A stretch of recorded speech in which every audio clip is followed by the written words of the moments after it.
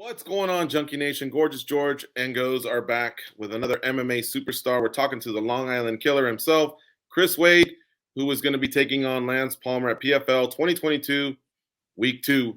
It's coming up next Thursday, and of course, you can catch it on ESPN Plus and ESPN2 starting at 9 p.m. Eastern for the main card. What's going on, Chris? How are you? Hey guys, how are you? It's good to talk to you again.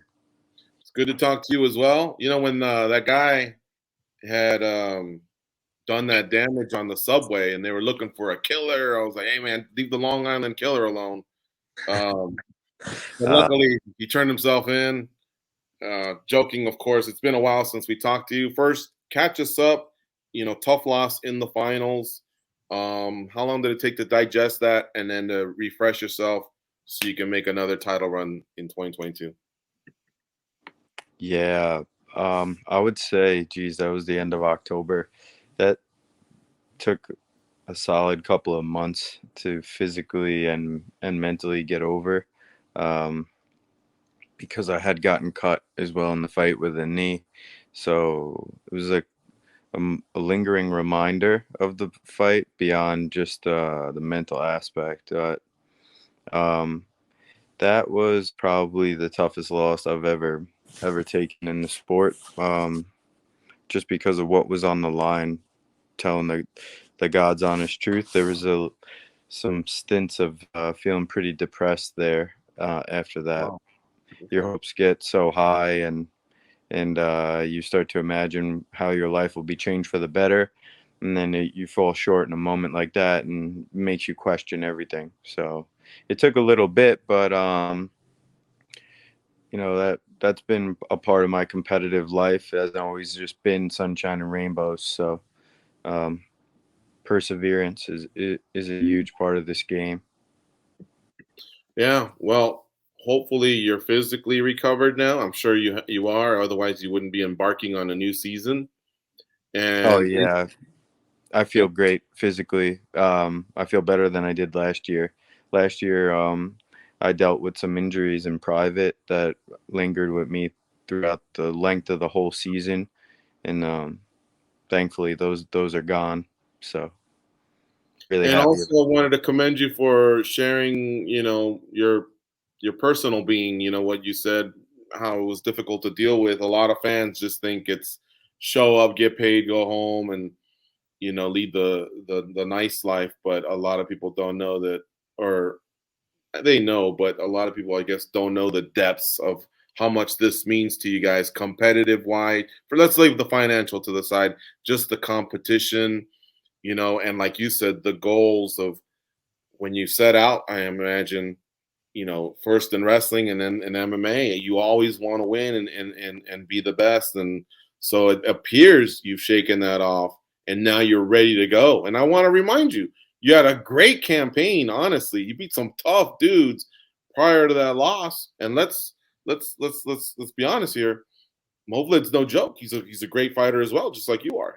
And then even the prior season, you also had an excellent season. So if we were to equate this to like NBA, Major League Baseball, NFL, you're in like the title games. You're like in the NFC title game, or you're in the finals. You know what I mean? You're a franchise. Chris Wade franchise is actually a successful franchise.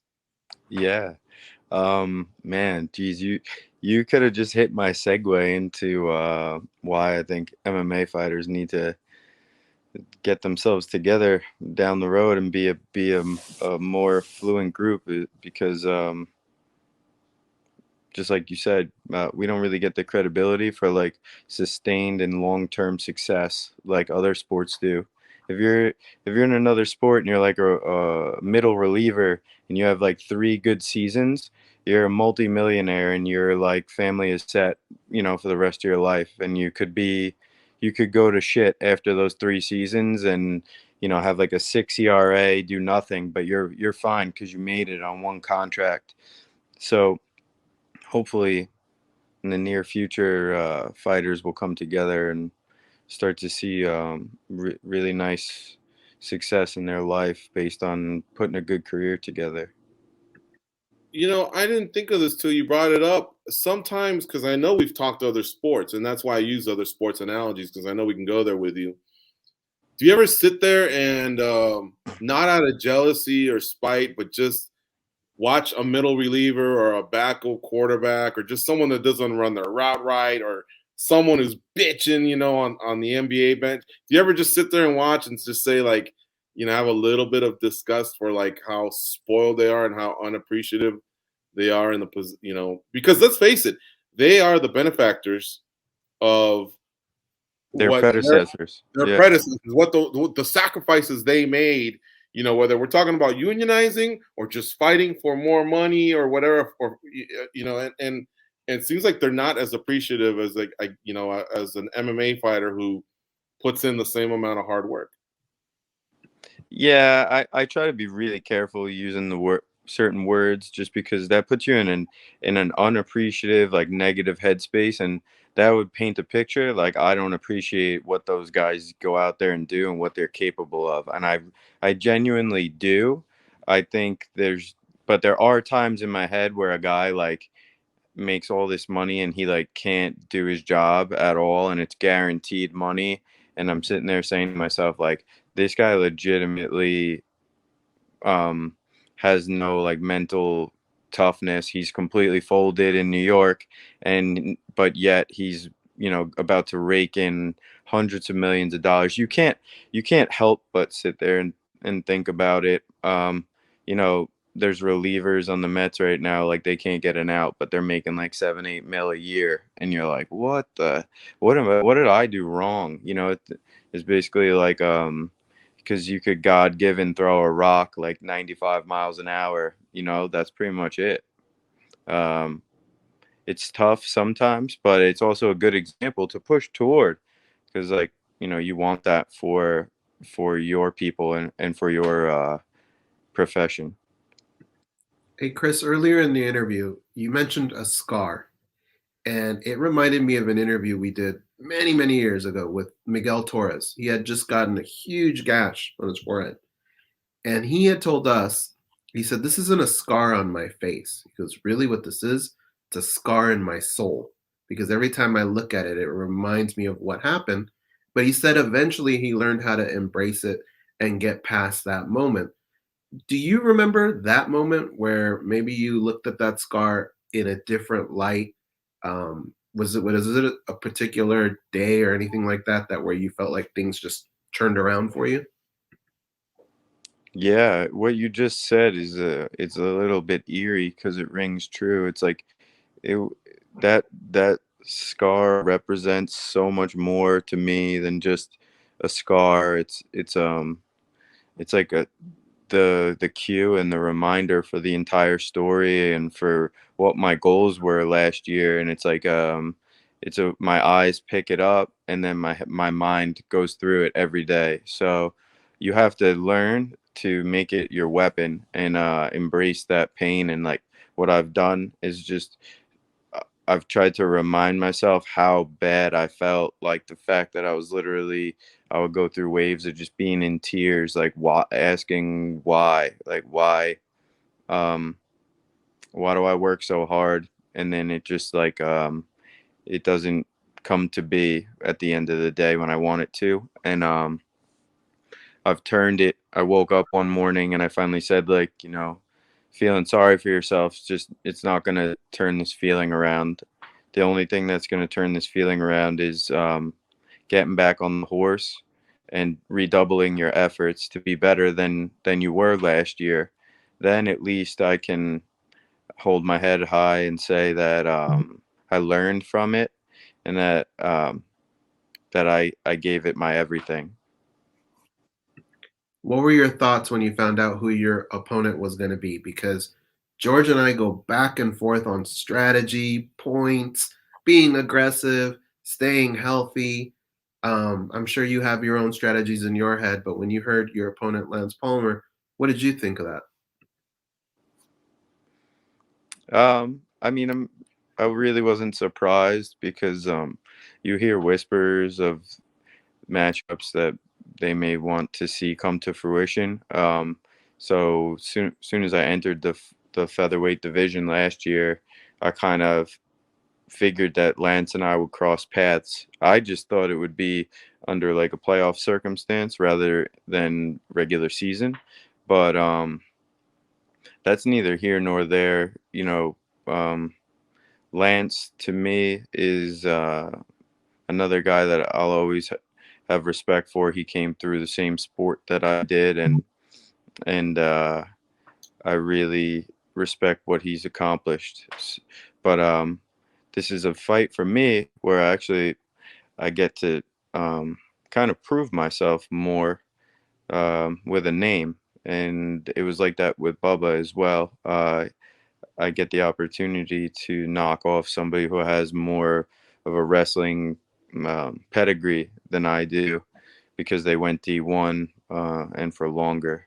So these are the type of fights that I eye up, and I really want to test myself against these types of opponents. They come from my neck of the woods, and I like to show everyone that like I'm the real deal coming from wrestling, especially. A lot of tough wrestlers for sure in the featherweight regular season for PFL.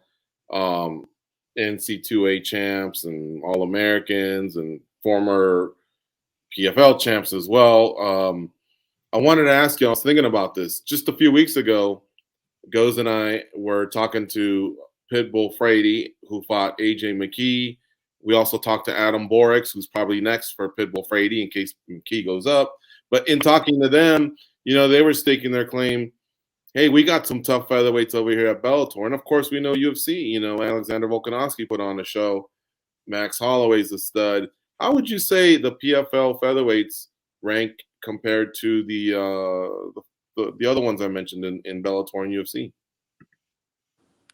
Such a great question because I do get this question from time to time, just from people in the general public that will ask me because they don't understand the separation of the leagues, what that signifies, because it's hard to really put into the right context for someone who doesn't know the ins and outs of MMA.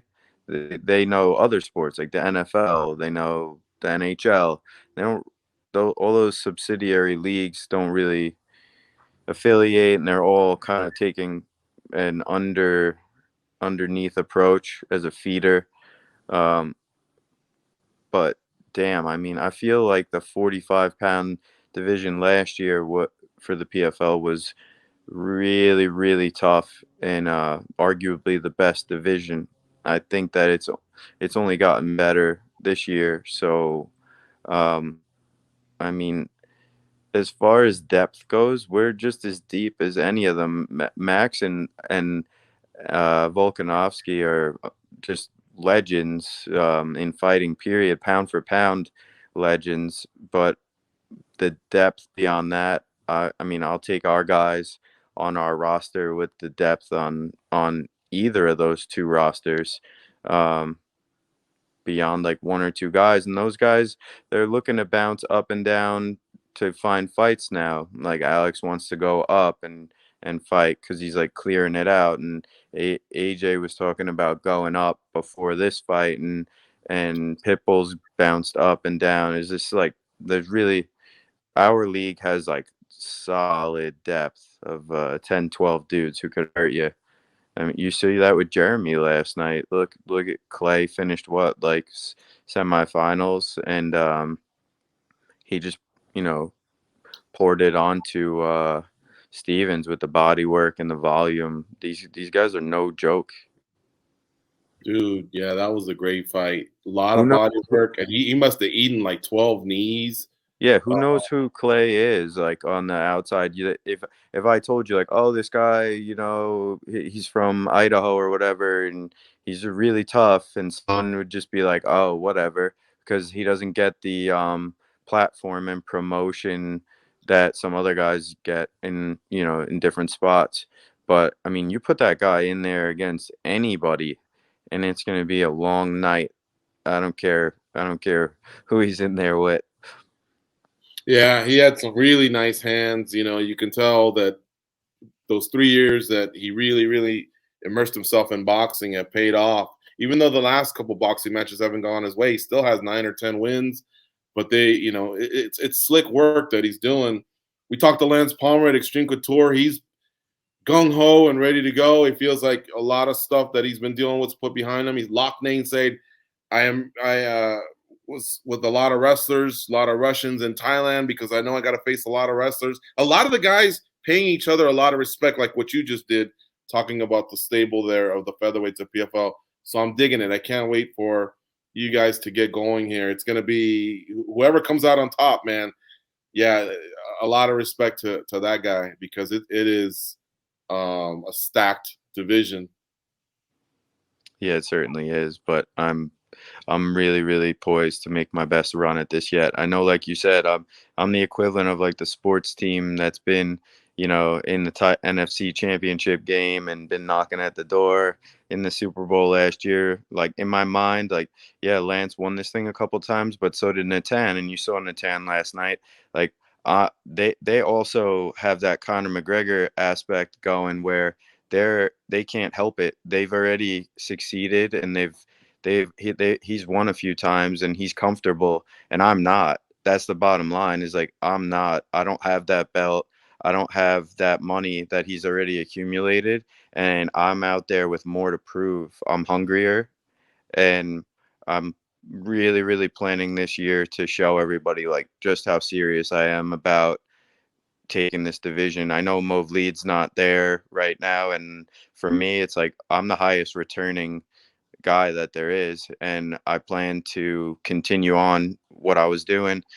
Movleed had a great game plan to get through that fight and to control me, and hats off to him and the camp for following what they wanted to do. But I just don't see, unless you pull a guy out of Dagestan right now who's been training with Khabib his whole life, I don't see how you could step out in front of me and feel too good about it. I like it. Lots of confidence, man. All right, Chris. Well, thank you so much. Hopefully this is the first of many in 2022 where we can do these catch-ups. We'll continue the ball busting too. I know you love the New York teams. We love the LA teams, so we'll keep an eye on each other. The Mets are back, baby. The Mets Hey, are the back. Dodgers, last I checked, I think we're 8-2. So We'll be seeing you later this year. All right. May have to go out to LA for one of those games. Like, I can feel it. I can feel it in the air already. Like the stars are aligning for us to play each other. Yeah. All right. We'll see. You're probably right. All right. Take care, Chris. Hey, Nice have a talking great to you. day.